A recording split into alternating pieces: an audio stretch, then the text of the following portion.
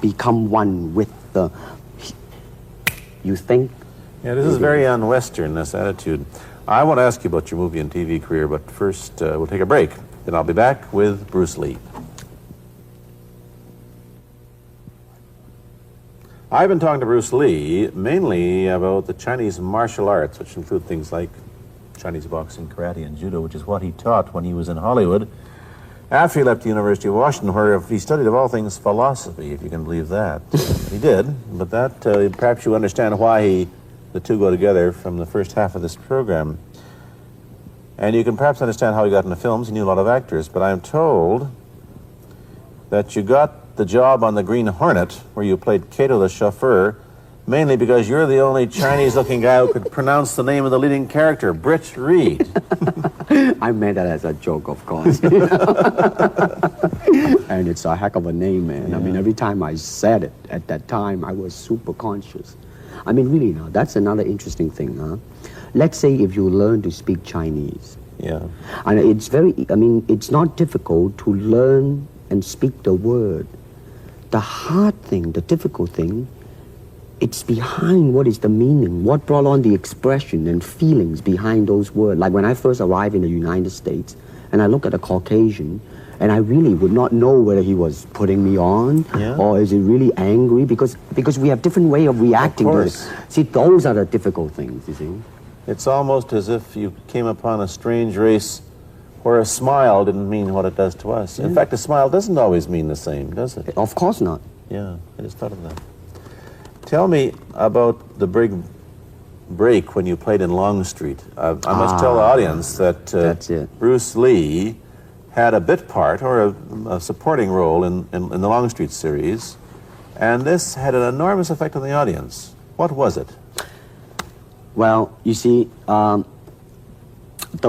title of that particular episode of Longstreet is called The Way of the Intercepting Fist.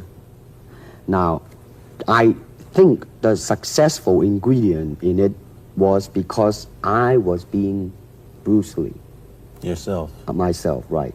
And did that part, just express myself, like I say, honestly express myself at that time. And because of that, I brought, favorable mentioning in, like, New York Times, which says, like, the Chinaman, who incidentally came off quite convincingly enough to earn himself a television series, and so on and so on and so forth. Can you remember the lines by Sterling Siliphant, the key lines? He's one of my students, you know that? Was he too? Yes. You've had everybody as your student. But you read, there were some lines that express your philosophy. I don't know if you remember them or not. I remember that. Let's hear.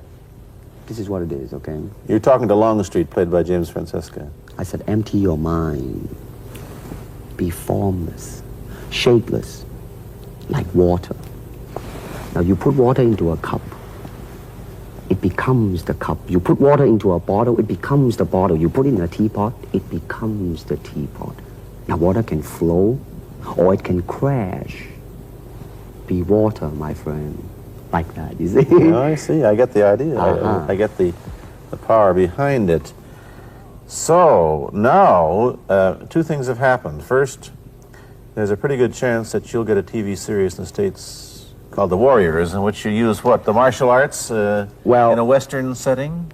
That was the original idea. Now, Paramount, I did Longstreet for Paramount, and Paramount wants me to be in a television series. On the other hand, Warner Brother wants me to be in another one, but both of them, I think, they want me to be in a modernized type of a thing.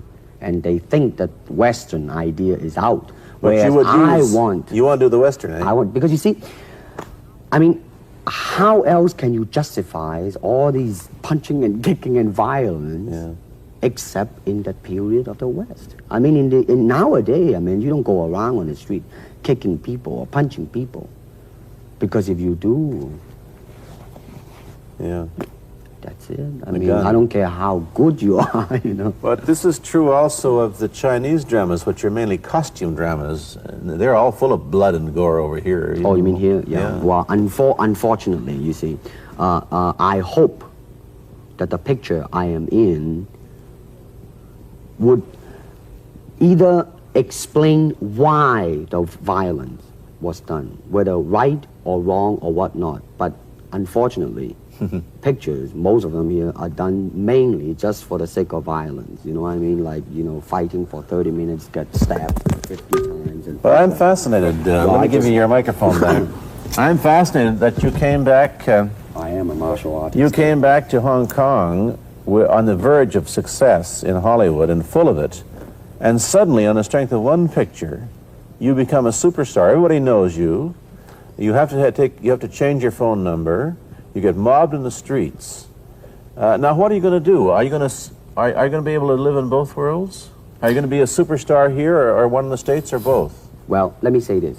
First of all, the word superstar really turned me off, and I'll tell you why. Because the word star, man, is an illusion.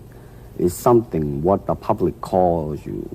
You should look upon oneself as an actor, man. I mean, you would be very pleased if somebody say, hey, man, you are a super actor. It is much better than, you know, superstar. Yeah, Therefore, you've got to admit that you are a superstar. You're not going to, if you're going to give me the truth. I'm honestly saying this, okay? Yes, I have been very successful. Yeah. Okay? But I mean, I think the word star I do not look upon myself as a star. I really don't. I mean, believe me, man, when I say it.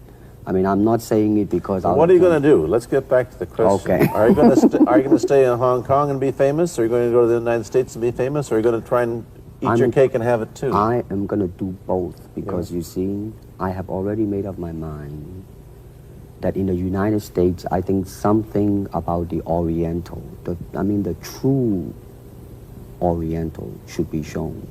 Hollywood sure as heck hasn't. You better believe it, man. I mean, it's always that pigtail and bouncing around, chop, you know, with the eyes slant and all that. And I think that's very, very out of Is it date, true that man. you were the first job you had was being cast as Charlie Chan's number one boy? Yeah, number one son, yeah. No, They never made the movie. No. They were going to make it into like a new Chinese James Bond type of a thing. I Now that, you know, the old man Chan is dead, Charlie is dead, and his son is carrying on. But they didn't do that. No. Batman came along, you see, because and then everything was started to be going into that, you know, that kind of which you were in. But by the way, I did a really terrible job in that, I have to say. Really? You didn't like yourself anymore? I didn't see it. Let me ask you, however, about the problems that you face as a Chinese hero in an American series.